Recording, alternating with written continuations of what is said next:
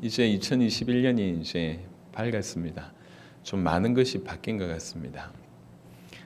우리가 조금 공감할 수 있는 질문들을 좀 던져놓고 오늘 좀 설명을 좀 드렸으면 좋겠는데요. 때때로는 하나님께서 특별한 상황을 일으켜서 어떤 차원을 바꾸시는 일들을 하시는 것 같습니다. 아마 지금 우리가 그런 상황이지 않은가. 지금 우리가 당면한 상황, 우리가 지금 어떤 차원으로 우리를 인도하시는지를 한번 질문해 보면 오늘 많은 답들이 좀 얻어질지 않을까 생각합니다. 예를 들면 정말 성경에서 이제 확인할 수 있는 바는 이제 예수님이 오셔서 당신이 그리스도이심을 드러내시고 십자가와 부활의 사건 이후에 특별히 성령의 임하신 사건 이후에 엄청난 일들이 이제 일어났습니다. 교회가 세워지고 많은 일들이 벌어졌는데 사도행전 이제 7장 8장에 가면 스데반의 일로 인해서 정말 엄청난 핍박이 이제 유대 안에서 이제 일어나게 되죠. 그래서 교회를 잔멸했다 이 정도 표현하니까요. 그러니까 그 동안에는 이 공동체가 기독교 공동체가 예루살렘 중심으로 모여 있었다고 하면 엄밀하게 얘기하면 예루살렘에만 있었다고 해도 과언이 아니죠. 예루살렘에만 모여 있던 그 공동체가 특별한 상황, 자 유대인들의 어떤 핍박이라고 하는 극한 상황이 일어나자마자 어쩔 수 없이 흩어져야 되는 그런 일들이 벌어집니다. 그러니까 이제 공동체의 입장에서 봤을 때는 전에 없던 일들을 경험하게 되는 거죠. 흩어져야 돼요. 그게 방법입니다. 그러니까 흩어지면서 우리가 알듯이 이방인들에게 복음이 전해지게 되고 그리고 이제 안디옥 교회가 세워지는 어떻게 보면 분명히 예루살렘 모여 있을 때와는 다른 차원의 신앙생활을 할 수밖에 없는 일들이 벌어집니다. 이게 있었던 일이고요. 또 하나 알 수 있는 것이 사실 유대인의 핍박하고는 비교 안 되는 것이 이제 로마 정치를 통한 어떤 핍박입니다. 네로 황제를 비롯해서 로마 전체 안에서 기독교를 이제 핍박하는 일이 벌어졌을 때는 그 동안은 어떻게 보면 자유롭게 복음 전하고 신앙생활을 할 수 있었는데 이제 표현할 수 없는 표면적으로 드러낼 수 없는 차원이 이제 벌어지는 거죠. 그러면서도 순수하게 신앙 때문에 목숨을 내놓아야 될 이걸 요구하셨습니다. 많은 사람들이 카타콤으로 들어가며 실제로 표 안 내면서 말은 하지 않지만 삶으로 예수 믿는 삶을 살아내야 될 어떤 그런 일들을 어떻게 보면 하나님 허락하셨죠. 밀어넣었다고 볼 수가 있습니다. 저는 지금 이 전 세계가 경험하고 있는 바가 이런 예가 아닌가 싶습니다. 어떠한 특별한 상황이 우리로 하여금 뭔가 새로운 차원을 요구하는 그런 때가 아닌가 생각이 듭니다. 그래서 조금 더 디테일하게 한번 보시면 지금 코로나라고 하는 상황 때문에 제일 그런 거는 일단 모을 수가 없어요. 이제 대면의 모든 사역이 막히면서 이제 비대면으로 되는 거죠. 이 대면이라고 얘기할 때에 예배도 그렇고 모임도 그렇고 또 우리 사역 또한 그렇습니다. 만나서 사역을 해야 되는데 만날 수가 없어요. 근데 이게 지금 우리만 경험한 것이 아니라 전 세계가 경험하다 보니까 특별히 이제 경제적인 부분들이 올해는 굉장히 많이 전문가들은 무너질 것이라고 예상하고 있습니다. 왜 그러냐면 자영업이 지금 자꾸 무너지니까요. 버티고 있지만 국가에서 어떻게 감당할 수 없는 정도의 어떤 수준이다 보니까 밑에서 서서히 무너지는 거죠. 완전 무너지는 일들이 이제 얼마 남지 않았다 이렇게 이제 조언을 하시는 걸 제가 들었습니다. 그런 일들이 지금 벌어질 것 같아요. 엄청난 압박들이 우리 각자에 있습니다. 또 사람 만나는 것에 대한 부담을 우리가 가지고 있습니다.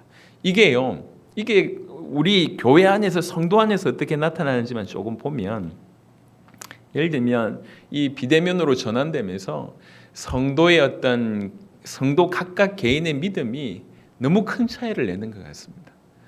약간 그래도 이제 교회 모임이 있고 그래도 누군가 좀 도와주는 사람이 있기 때문에 어떻게 보면 신앙을 유지했던 분들이 적지 않게 있을 겁니다. 저 뒤에 앉아 있어도 별로 표가 안 나고 이런 사람들이 있을 것인데 이제 모임이 없어요.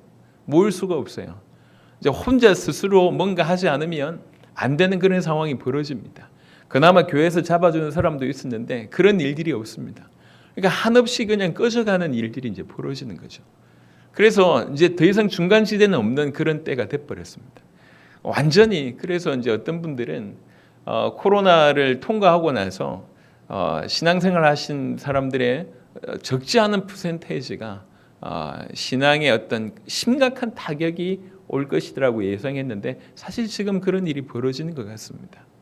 예, 요즘에는 공공연하게 내가 하나님 믿는 거하고 교회 가는 거하고 무슨 상관이냐, 나 하나님 믿는데 꼭 교회 가야 되냐, 이렇게 얘기를 하고 있습니다.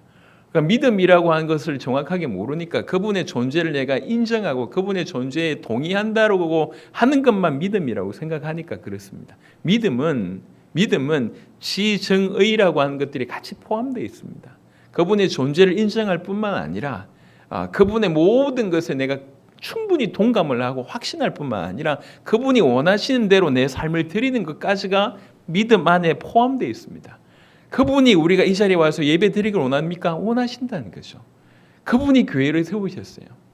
그러니까 그분의 존재만 믿는다고 생각하니까 이런 믿음이라고 하는 것이 자꾸 떨어지다 보니까 자기는 하나님 믿는다고 생각하면서 교회하고 무관하게 삽니다. 그건 하나님께서 원하시는 믿음이 아닙니다. 근데 이런 일이 지금 벌어지고 있는 거죠. 성도들에게 너무 큰 타격이 가고 있습니다. 물론 이런 때에 더욱 하나님 앞에 엎드리는 그런 귀한 어떤 성도의 모습들도 있습니다. 또 코로나가 터지면서 이 상황이 또 우리를 어디로 몰고 있냐면 교회 전체를 볼 때도 심각한 타격을 가하게 됐습니다. 사람들이 안 모인다 이걸 떠나가지고요. 어떤 거냐면 교회의 본질이 뭐냐 이런 질문을 하게 되는 거죠. 교회에 모여가지고 이것도 하고 저것도 하고 많은 것들을 했는데 이게 전부 본질적인 게 아니라 어떻게 보면 좀 본질에 도움을 주는 캐릭터로 얘기하자면 본질의 캐릭터가 아니라 부캐릭터인 거지. 요것만 막 집중하다가 이런 코로나 상황이 터지니까 성도들이 진짜 가져야 될 신앙은 없고 본질은 없고 어떤 외부적인 활동만 하다가 이걸 못하게 되니까 성도도 무너지고 교회도 무너지는 일이 벌어지는 겁니다.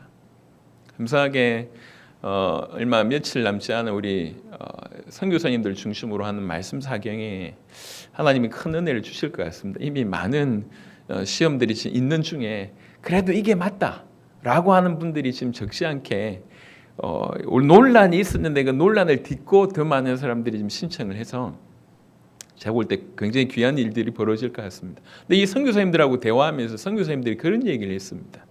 선교사님들 사이에서 큰 회개가 일어났다. 우리가 지금 선교사가 나와서 선교를 열심히 하고 있는데 우리가 그동안 코로나가 터지면서 우리가 그동안 뭐 했는지를 돌아보게 됐다는 거죠. 교회도 지어주고 먹이도 하고 사역도 하고 다 했는데 실제로 만날 수 없는 상황이 벌어지니까 다 무너지더라는 거죠. 이게 내가 그동안 해왔던 게 뭐지? 이런 생각들이 들기 시작하면서 우리가 정말 말씀과 기도로 다시 돌아가야 되겠다. 진짜 복음으로 돌아가야 되겠다라고 하는 회개가 일어나기 시작했고 그 회개의 어떤 연결선상에 저희하고 또 연결된 것입니다. 감사하죠.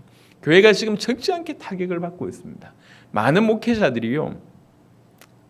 그래도 얼마 전까지는 어떤 일이 벌어졌냐면 한국 교회에서 목회자가 어떤 다른 직업을 가지고 있는 것에 대해서 목회자들과 성도들 입장에서는 굉장히 부정적이었어요. 근데 지금 이게 그냥 공공연하게 수면으로 떠오릅니다. 나쁘다는 얘기를 하는 게 아닙니다. 인식에 큰 변화가 온 겁니다. 왜 그러냐면 목회자들 중에 절반이 아니라 거의 70-80% 이상이 교회를 통해서 삶이 유지되지가 않습니다. 거의 80-90%라고 보면 됩니다. 그래서 이전에는 겨우 이렇게 숨어서 이렇게 했던 것들이 이게 왜 꼭 숨어서 해야 될 일이냐. 이래서 오히려 두 가지 잡을 가진 것들에 대해서 좋은 인식을 가진 어떤 그런 글들이 막 이렇게 공유되고 있습니다. 나쁘다는 얘기가 아니고요. 목회자들이 이런 것들이 공공연하게 우리가 이제 이렇게 교회를 우리가 도울 만큼 우리가 이제 우리 삶은 자급자족하면서 교회 돕는 거 유익하지 않냐라고 하는 것들이 일상이 될 만큼 교회가 큰 타격이 갔다는 거죠. 모여들지 않으니까. 그리고 안 모이는 걸 떠나서 성도들이 어떤 본질적인 어떤 그런 믿음들이 올바로 전달되지 못하니까 성도가 무너질 뿐만 아니라 정말 교회가 무너지고 있습니다. 지금 상황이 그래요. 이런 상황으로 우리를 내모신다는 거죠. 또 한편으로는 당대 세계복음화의 사역 또한 마찬가지입니다. 모든 일들을 하다가 지금 스탑이 돼 있는 상태잖아요. 물론 이 안에서 하나님께서 저와 여러분들에게 은혜를 주셔가지고 온라인으로 많은 일들을 하게 하셨습니다. 질문을 하게 되는 거죠. 이런 특수한 상황이잖아요. 전 세계가 겪는 상황이지 않습니까?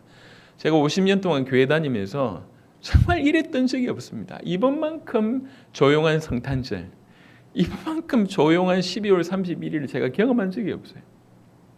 어떻게 이럴 수 있을까 싶을 정도로 완전히 꺼졌습니다. 경험한 적이 없습니다. 올해도 꿈부레가 가능할까?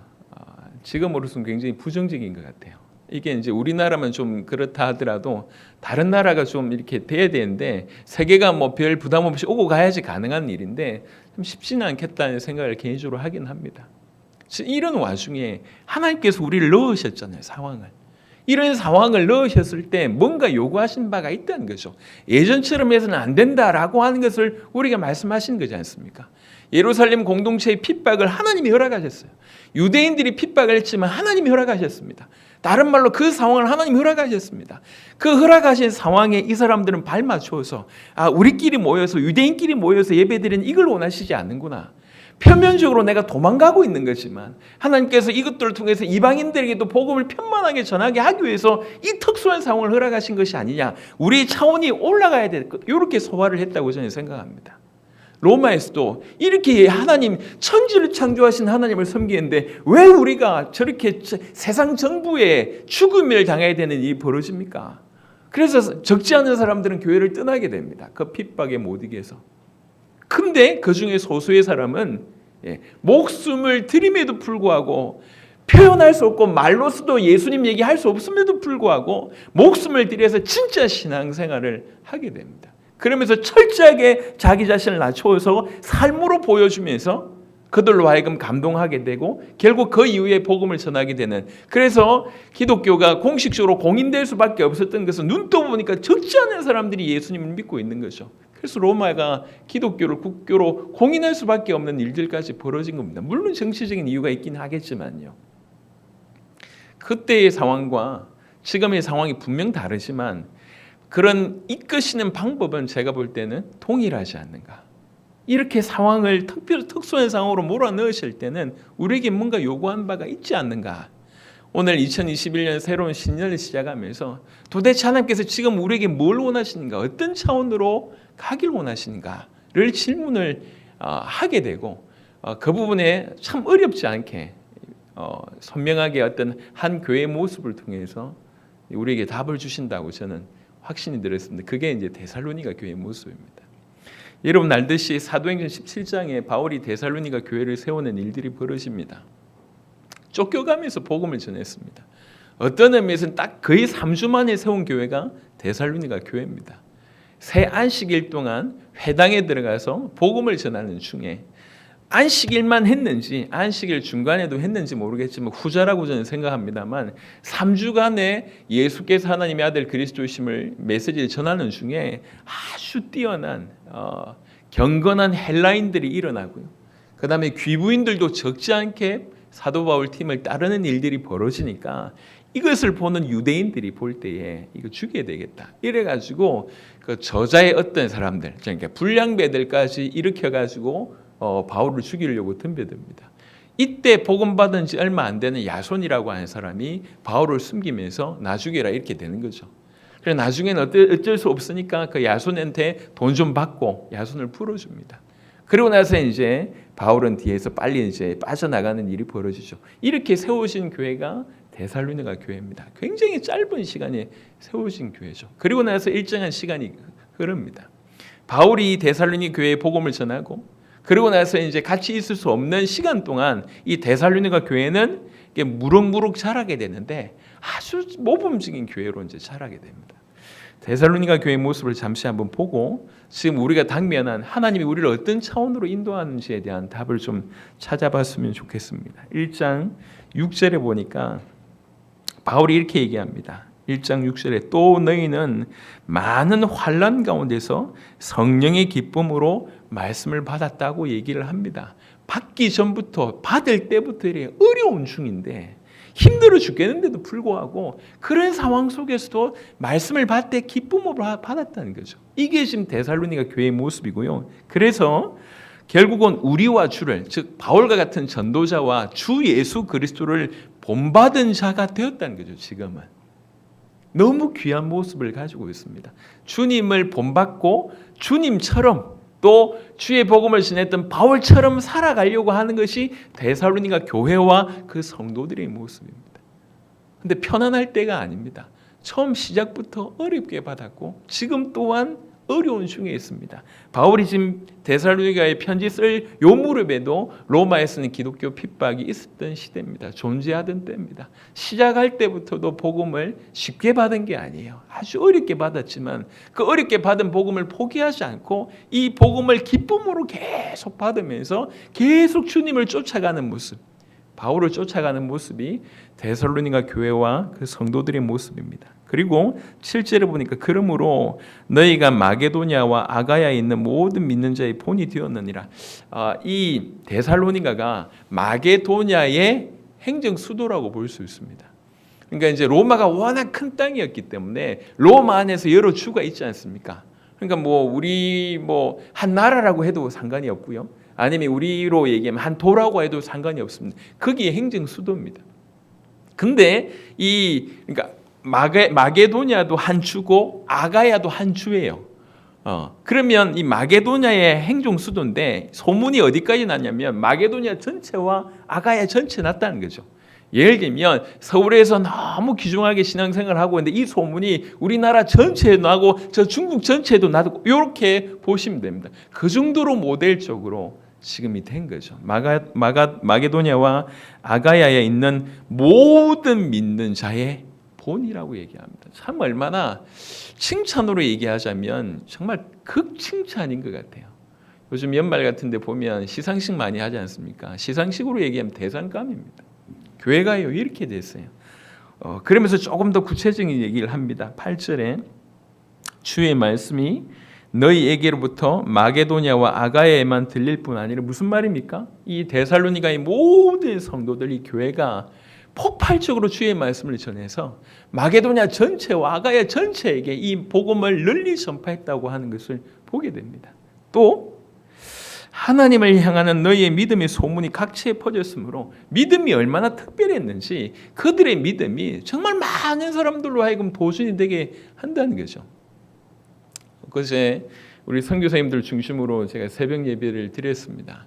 그 새벽 예배 이후에 어떤 그곳에 참여하지 않았던 분들은 꽤 많이 저뿐만 아니라 그 모임을 주관했던 우리 김영곤 선교사님과 몇몇 분들을 좀 비난을 많이 한 것 같아요. 근데 정작 참여하신 분들은 굉장히 많이 좀 은혜를 받았습니다. 그리고 이제 모임이 끝나고 나서 저하고 대화하기를 원하시는 분들을 따로 방으로 만들었는데 저는 사전에 그런 얘기를 못 들었어요. 축도하고 끝내려고 하는데 방으로 이동하겠습니다 해서 제가 몰랐어요. 그러니까 이동하니까 한 40몇 분의 분들이 들어왔어요. 적지 않은 선교사님들이 들어와서 그 선교사님들이 이제 나누는데요. 너무 감사하더라고. 어떤 분들은 메시지를 간증하고 있는데 글을 올려요. 너무 놀랍다. 너무 충격적이다. 어떻게 이런 일이 있을 수 있냐. 그 어떤 분들은 또 이렇게 양심적으로 얘기하시더라고요. 선교사님들이. 우리는 지금까지 어떻게 보면 부차적인 것을 얘기했는데 사람들의 마음 문을 여는 작업들, 그 외에 어떤 외부적인 어떤 이런 작업들만 하고 있는데 이렇게 짧은 시간에 예수님이 그리스도라고 하는 이 복음 가지고 그냥 전공법으로 이렇게 써서 이렇게 100개 나라의 문을 열었다고 하는 것이 너무 놀랍다. 이 시대에 그냥 사도행전 29장 같다. 선교사님들이 하는 말이었어요. 감사하죠. 그래서 선교사님들이 그렇게 고백할 만큼 어느 날 보니까 우리가 이 자리에 앉아 있는 겁니다. 참 감사합니다. 저는 마음에 충분히 조금이라도 우리 걸어온 길들이 저들에게 도움이 되겠다는 확신이 듭니다. 그래서 이렇게 이제 안 드러나면 좋은데 드러날 수밖에 없는 상황이 직면하는 거죠.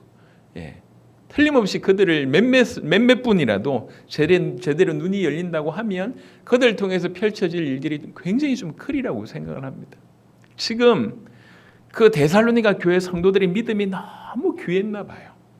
보존이 됐나 봐요. 본이 된 것 같아요. 어떻게 믿음을 드렸냐 그건 모르겠어요. 하지만 그분들이 가지고 있는 그 믿음 자체가 이게 너무 귀한 거죠. 영국의 그 웨슬리 부터 시작해서 여러 이제 우리 전 세계에 영향을 끼쳤던 많은 분들이 계십니다.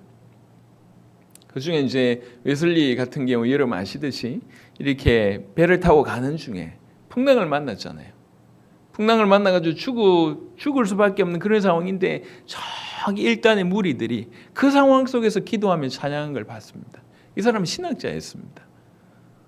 근데 본인이 가지고 있는 어떤 신학적인 지식은 많지만 죽음의 위기 속에 저들이 엎드려서 기도하는 거하고는 비교가 안 되는 거예요. 너무 부끄럽고 충격이 된 거예요. 저게 진짜구나. 그 이후에 그 경험 이후에 이 사람이 바뀌게 됩니다. 데살로니가 교회가 어떤 믿음을 가지고 있는지 그 내용은 잘 모르겠어요. 하지만 뭐라고 표현했냐면 모든 믿는 자의 본이라고 표현했어요. 이게 성경에 기록되어 있어요. 모든 믿는 자의 본이 될 만한 믿음 도대체 뭐냐는 거예요. 저는 이게 사모가 되고 우리가 이렇게 했으면 좋겠다고 지금 말씀을 드리는 겁니다. 어느 순간 그 어렵게 시작된 짧은 시간에 개척된 데살로니가 교회가 지금 이렇게 됐어요. 모든 믿는 자의 본입니다. 마게도냐와 아가야 전체를 향하여 복음을 전할 뿐만 아니라 하나님을 향한 믿음이 너무 올바르기 때문에 모든 믿는 자의 본이 됐다고 얘기합니다. 믿는다고 얘기하는 사람 많습니다. 그리고 그것을 자랑하는 사람 많습니다. 내가 몇십 년을 믿었고 내가 주와 복음을 위해서 뭘 했고 당신들이 잘 모르지만 내가 이 정도로 헌신했고 그런 사람들 많습니다. 그런데 누가 보더라도 모든 믿는 자의 본이 사실은 많지가 않습니다. 자기가 자기를 자랑하는 것은 본이 아니잖아요. 우리가 배울 게 아직 한참 많이 남았다고 하는 것에 반증일 수 있는 것 같습니다. 그러면서 더 얘기합니다. 우리는 아무 말도 할 것이 없노라. 그러니까 무슨 말이냐면 이제 더 이상 지도할 것이 없다. 이제 산 내려가라 그 말입니다. 할 말이 없다. 니네의 모습이 너무 귀해서. 그들이 우리에 대하여 이제 마게도냐와 아가야에 있는 사람들이 오히려 바울에게 요 데살로니가 성도들에 대한 얘기를 해주는 거예요. 그러니까 사실 바울이 이들한테 복음 전해 가지고 이 문이 열렸는데 그게 소문이 마게도냐와 아가야까지 넘어갔지 않습니까? 마게도냐와 아가야 사람이 이제 바울한테 얘기를 하는 겁니다. 데살로니가 사람들 엄청나다면서 얘기를 이렇게 해주는 거예요. 그 얘기가 뭐냐? 우리가 어떻게 너희 가운데 들어갔는지와 또 너희가 어떻게 우상을 버리고 하나님께 돌아와서 살아계시고 참되신 하나님을 섬기는지와 또 죽은 자들 가운데서 다시 살리신 그의 아들이 하늘로부터 강림하실 것을 너희가 어떻게 기다리는지를 그 사람들이 바울한테 얘기해 주는 거예요. 이 데살로니가의 모습들이 이 신앙이 다 알려진 겁니다. 그 신앙의 핵심이 뭐냐면 참되게 살아계신 하나님을 섬긴다는 것과 정말로 그리스도 예수를 오직 구원자가 유일하게 그리스도 예수밖에 없으며 그 그리스도 예수께서 반드시 재림하실 것이기 때문에 그것을 위해서 기다리고 있다, 준비하고 있다, 맞이할 준비를 하고 있다. 그게 데살로니가 교회의 신앙입니다라고 지금 바울한테 전한다는 얘기입니다. 처음부터 재림의 신앙과 처음부터 살아계신 하나님을 섬기는 그 참된 신앙이 지금 데살로니가 교회에 들어가 있는 겁니다. 이뿐만 아닙니다. 지금 데살로니가 교회는 어떤지를 조금 더 보면 1장 3절에 보니까 이 사람들이 정말 참된 믿음이 있으니까 그 믿음으로 가만히 있지 않고 믿음은 뭐합니까? 역사합니다. 그 데살로니가 교회 전체의 많은 성도들에게 이 믿음이 실제로 살아있는 믿음이 있어서 그 살아있는 믿음으로 역사가 일어날 뿐만 아니라 그 살아있는 믿음으로 일을 한다는 거죠. 믿기 때문에 기적이 일어난다. 이것도 믿음의 역사지만 믿기 때문에 그렇게 살아낸다. 믿음으로 일한다. 이것도 믿음의 역사라고 볼 수가 있습니다. 믿음의 역사와 그리고 사랑의 수고, 너무 사랑하기 때문에 수고하는 거예요. 그리고 틀림없이 주께서 오실 것이기 때문에 그 소망을 두고 지금도 인내로서 살아냅니다. 이게 데살로니가 교회의 모습입니다. 성도들의 모습이죠. 1장 2절에는 이렇게 얘기합니다. 우리가 너희 모두로 말미암아 항상 하나님께 감사하며 라고 얘기합니다. 바울의 감사의 제목이 뭐냐? 주님 감사합니다. 데살로니가 교회가 저렇게 돼서 감사합니다. 바울에게 있어서 감사 제목이 됐어요. 데살로니가 교회가. 얼마나 귀합니까? 1장 4절에는 뭐라고 얘기하고 있냐면 하나님의 사랑하심을 받은 자들아 이렇게 표현합니다. 데살로니가 교회가 이런 교회가 됐어요. 짧은 시간에 세워진 교회가 이렇게 됐습니다. 즉 말이 아니라 삶으로서 살아내는 모습이 데살로니가 교회가 됐다는 거죠. 오늘 하나님께서 우리 교회 성도로서 그리고 교회로서 당대 세계복음화를 섬기는 제자로서 주님 우리가 어떻게 하길 원하십니까? 라고 질문할 때 하나님은 오늘 우리에게 데살로니가 교회의 모습을 보여주시는 것 같습니다. 너희 이제 이렇게 해야 되지 않냐? 이렇게 해야 되지 않냐? 질문이 왔어요. 선교사님들한테. 선교사님들이 사실 선교사님들한테 놀라운 사건입니다. 왜 놀라운 사건이냐면 지금 필리핀만 하더라도 선교사님들이 수천 명 들어가 있거든요. 그 선교사님들이 들어가기 전에 그들의 언어를 배우고 문화를 배우고 들어가서 지역 사회에 어떤 도움될 거 배우고 많은 것들을 하면서 서서히 접근합니다. 그것도 필리핀의 수천 명이라고 하면 필리핀 전체가 아닐 거 아니에요. 필리핀의 어떤 한 섬의 어떤 한 도시에 이렇게 들어가서 사역을 할 거 아니에요. 대부분의 필리핀 선교사님들이 그렇게 할 건데요. 저는 선교사도 아니지 않습니까? 교회를 하고 있잖아요. 교회를 하고 있는 사람이 그것도 긴 시간도 아니에요. 7, 8년 만에 100개국에 그것도 현지인들만 영향을 주고 그들과 함께 세계복음을 하고 있다고 하니까 이분들이 얼마나 충격이 되겠냔 말이에요. 자기 인생을 들여서 선교하고 있는 분들입니다. 상황이 달라요. 다른 분들하고.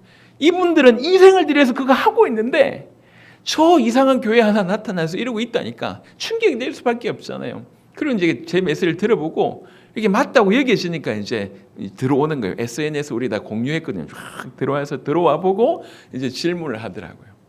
뭐 교재 중에 조금 걸리는 거 이런 질문들을 하더라고요. 그때 제가 생각이 들었습니다. 야, 이제 더 이상 감출 수가 없다. 모든 것을 이제 우리에게 주목하고 있구나.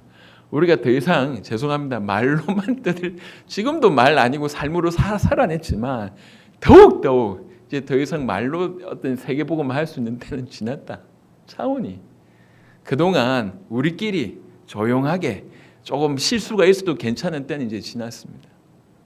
공공연하게 드러날 수밖에 없는 우리와 상관없이 하나님께서 그냥 몰아붙이시는 어느 순간 보니까 그런 일이 벌어졌어요. 우리의 의지와 상관없이 특수한 상황을 만들어서 우리에게 어떤 특별한 차원으로 우리의 삶이 그렇게 되기를 요구하시는데 그 요구의 삶이 딴 게 아니라 진짜로 복음이 이제 머리뿐만 아니라 우리 모든 삶에서 복음이 가득 차야 된다는 것이죠. 마치 데살로니가 교회처럼 우리 성도 각각이 데살로니가 성도처럼 우리 교회들이 데살로니가 교회처럼 그리고 우리 당사복의 사역이 데살로니가 교회가 했던 그 사역처럼 해야 된다는 거죠. 그게 하나님께서 요구하시는 새로운 차원인 것 같습니다. 어떻게 이 일이 가능했습니까? 알겠습니다. 어떻게 하면 되는데요? 지금 데살로니가 교회가 도대체 어떻게 됐습니까가 지금 우리가 어떻게 하면 됩니까? 라고 하는 부분에 답이 될 수 있을 것 같습니다. 그게 우리 참 최 목사님 센스가 있는 것 같아요. 제가 제목만 줬는데 그 위에 너무 제가 하고 싶은 말을 이렇게 썼어요. 이는 복음이 너에게 말로만 이런 것이 아니라 오늘 찬양도 너무 제가 오늘 이제 메시지 나중에 이렇게 전달하겠지만 한 손에 복음은 한 손에 사랑을 그거 이제 제가 하려고 했는데 그리스도의 계절 찬양하더라. 참 너무 좋았습니다. 우리가 하고자 하는 말들이 오늘 하나님께서 우리를 인도하시는 어떤 그런 차원들이 바로 그 부분이에요. 1장 5절에 보면 우리에게 하나님께서 새로운 차원으로 인도하신다. 그럼 우리 어떻게 그렇게 인도를 받을 수 있겠는가? 어떻게 데살로니가 교회처럼 우리가 그런 모습으로 갈 수 있겠는가 했을 때 데살로니가 교회가 되게 하신 분이 하나님이시지 않습니까? 어떻게 되게 하셨냐? 바울이라는 사람을 통해서 사용하셨는데 바울이라는 사람이 중요한 것이 아닙니다. 바울을 통해서 뭘 하셨냐는 거죠. 그게 1장 5절입니다. 이는 우리 복음이 너희에게 말로만 이른 것이 아니라 또한 능력과 성령과 큰 확신으로 된 것입니다. 사실 이게 포인트입니다. 그들에게 복음은 말로 전달된 게 아니었습니다. 복음은 능력으로 전달됐고 큰 성령의 역사와 큰 확신으로 데살로니가 교회에 전달된 것 짧은 시간에 물론 그 일에 바울이 귀중하게 쓰임 받은 건 사실입니다. 하지만 중요한 건 뭐냐면 사람보다 복음이 능력과 성령과 큰 확신으로 전달되어졌다. 이게 중요하다는 거예요. 이걸 우리 입장으로 받아들이면 하나님께서 우리를 새로운 차원으로 인도하시는데 그럼 나 어떻게 해야 됩니까? 라고 얘기할 때 우리 주님이 얘기하시는 겁니다. 그 복음이 너에게 능력과 성령과 확신으로 전달되어져야 한다. 그렇게 받아들여져야 된다. 그렇게 되어져야 된다고 우리 주님이 우리에게 말씀하신 것입니다. 이게 가장 큰 방법입니다.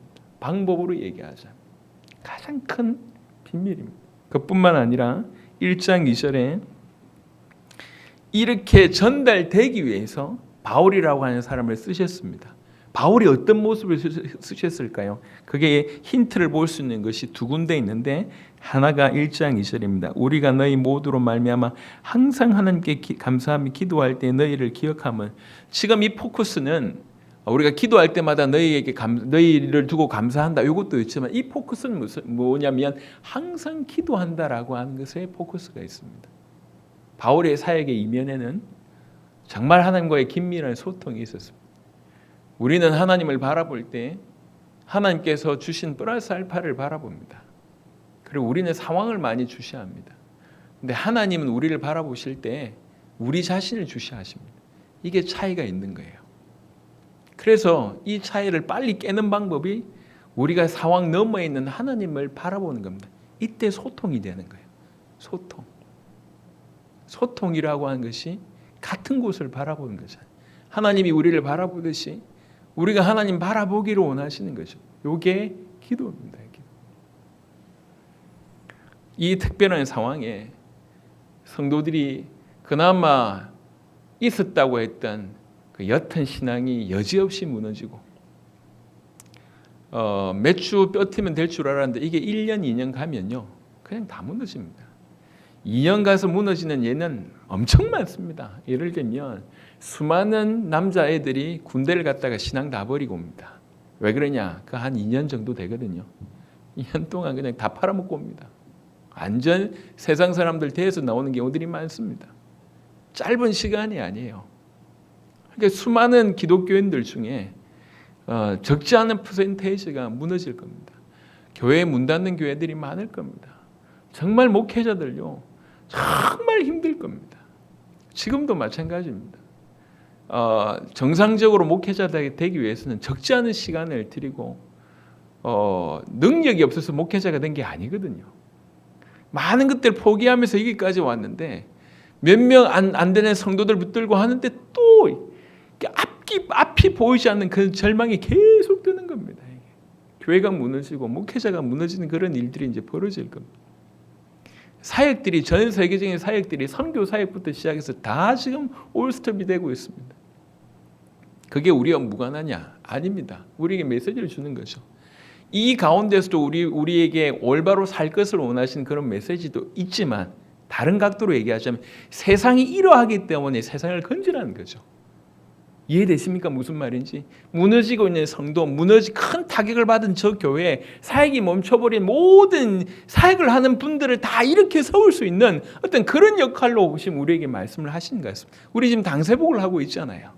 우리 세대 세계복음을 감당하려고 하고 있지 않습니까? 이게 다 우리에게 메시지입니다. 메시지.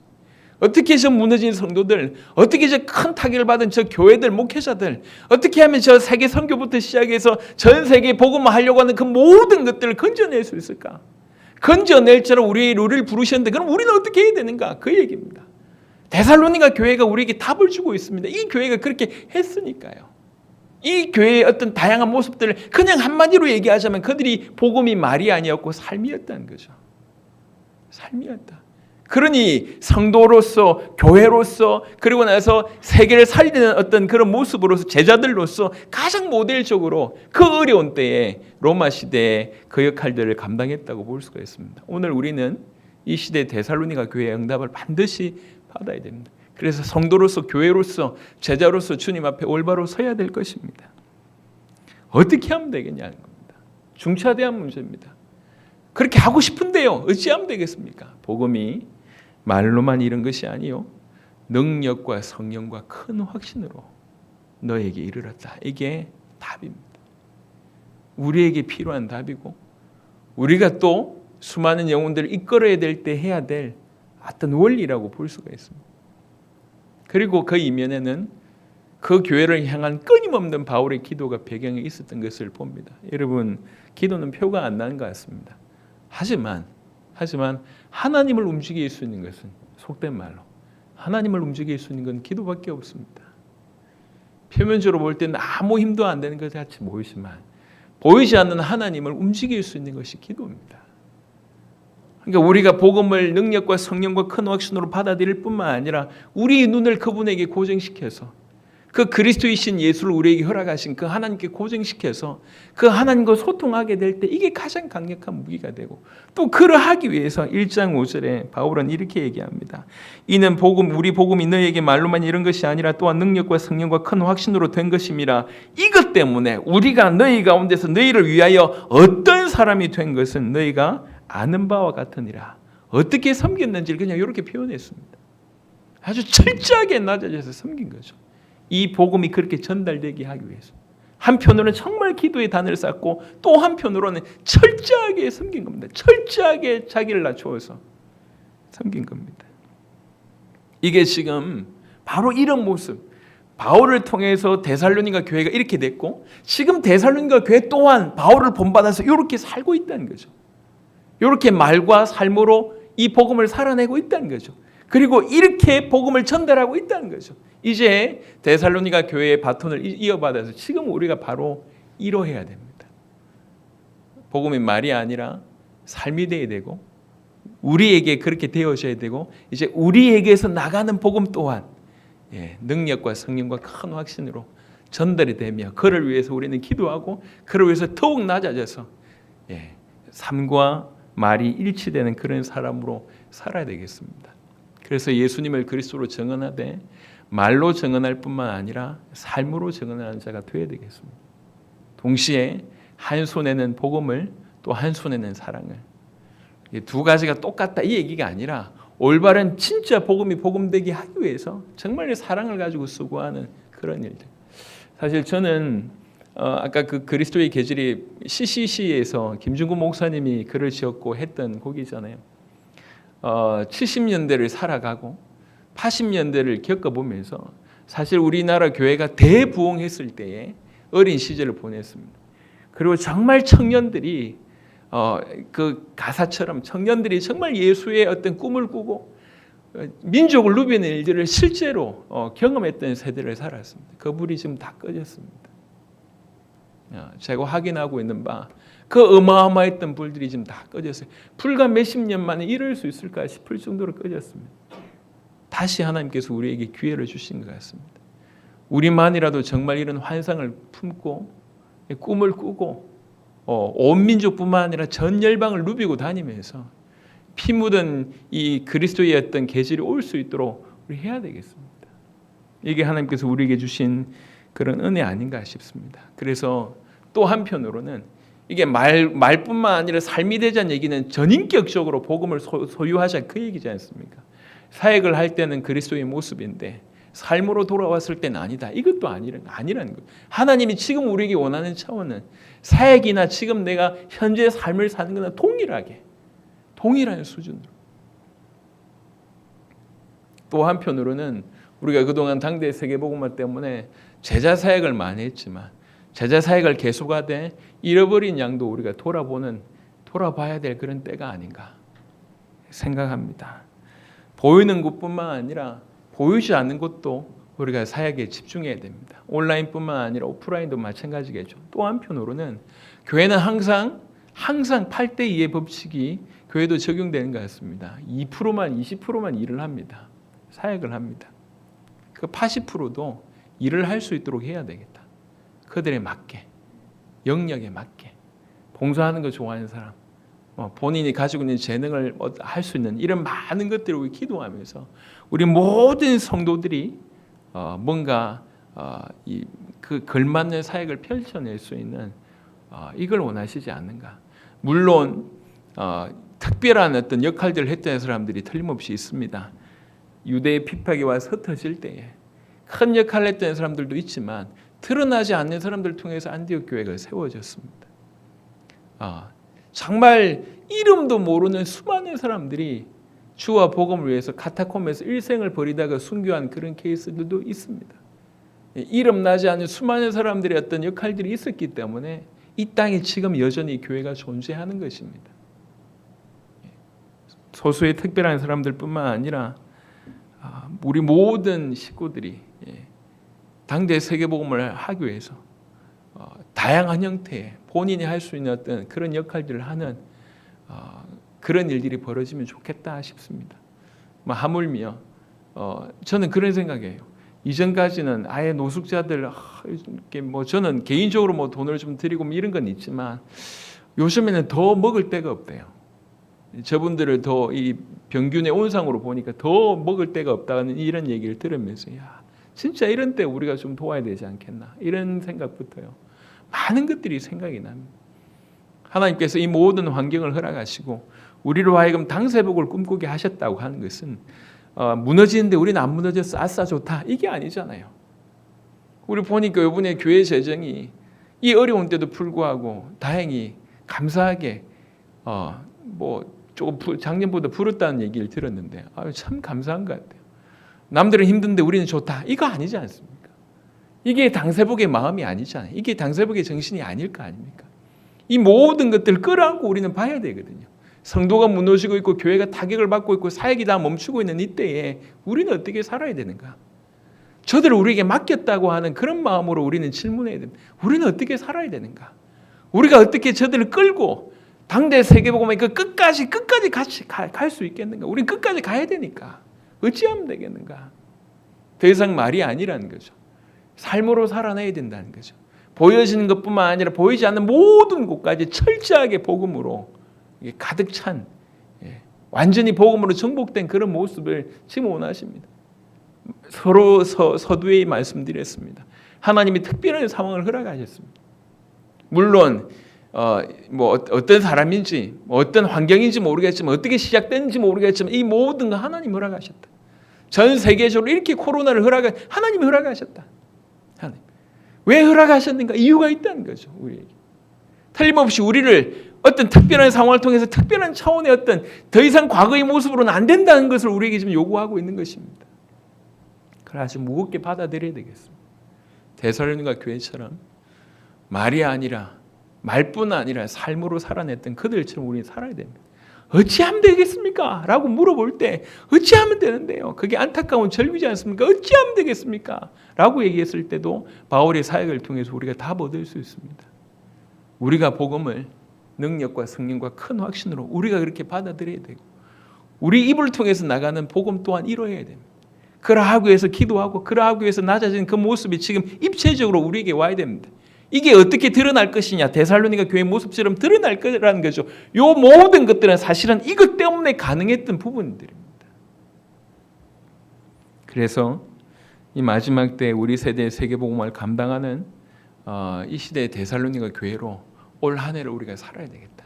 한 손에는 복음을, 한 손에는 사랑을. 예수가 그리스도 되시는 이 엄청난 복음을 증언할 때 말뿐만 아니라 삶 전체로 사역할 때뿐만 아니라 우리 삶으로도 복음이 충만하고 보이는 곳뿐만 아니라 보이지 않는 곳에서도 집중해야 될 부분들도 제자뿐만 아니라 잃어버린 양까지도 교회 안에서도 소위 일꾼이 아니라 전체가 어떻게든 크고 작은 부분일지 모르겠지만 역할들을 감당해서 세계를 견인할 수 있도록 교회를 견인할 수 있도록 사역을 견인할 수 있도록 우리는 해야 되겠습니다. 분명히 어려운 때입니다. 그래서 메시지가 우리에게 너무 선명하게 오는 것 같습니다. 복음이 말로만 아니라 삶이 될 수 있도록. 이걸 어떻게 문구로 좀 이렇게 고민하다가 그냥 있는 그대로 쓰는 게 낫겠다 싶어서 그냥 복음을 말로 그리고 삶으로 이게 뒤에는 가로해서 전해져야 이게 가로입니다. 전해져야. 근데 요거는 이제 충분히 알 거라 생각하고 이렇게 문구를 정했습니다. 올 한 해 데살로니가 교회처럼 복음을 말로 또 그리고 삶으로 전달하는 전 세계 교회를 견인하는 당세복의 삶을 사는 저와 여러분 되시기를 그리스도 예수 이름으로 축원합니다. 살아계신 주님 감사합니다. 지난 한 해 우리를 인도하신 주님 너무 감사합니다. 또 새로운 한 해를 우리에게 주셔서 감사합니다. 전 세계를 돌아볼 수 있도록 우리의 생각과 마음을 주셔서 감사를 드립니다. 주님 그 핍박이 왕성한 그때 그럼에도 불구하고 결국 복음으로 수많은 영혼들을 살려냈고 모든 믿는 자의 본이 되었던 데살로니가 교회의 성도와 그 교회처럼 이 마지막 때 당대 세계복음을 감당할 우리 복음 가득한 교회 바로 그런 은혜를 허락하여 주시옵소서. 말뿐인 사역뿐인 그런 자가 아니라 정말 온 삶의 복음으로 채우고 모든 전인격적인 부분에 복음으로 채워서 우리 들려진 복음과 우리에게서 흘러나가는 그 모든 복음이 단순히 말이 아니라 능력과 성령과 큰 확신으로 되어질 수 있도록 축복하여 주시옵소서. 우리는 끝까지 주님 오실 길을 준비할 것입니다. 우리에게 맡겨진 그 사명을 반드시 완수할 것입니다. 우리 가는 길에 틀림없이 주님 오실 줄 믿습니다. 그 가는 길에 주께서 허락하신 요구사항을 충분히 들어서 순종할 수 있도록 우리 모든 복음 가득한 교회 식구들을 또 당대복의 모든 제자들을 인도하여 주시옵소서. 한 해를 통해서 또 주님 앞에 최고의 영광 돌리길 원합니다. 감사를 드렸고 우리 주 예수 그리스도의 이름으로 기도드렸습니다. 아멘.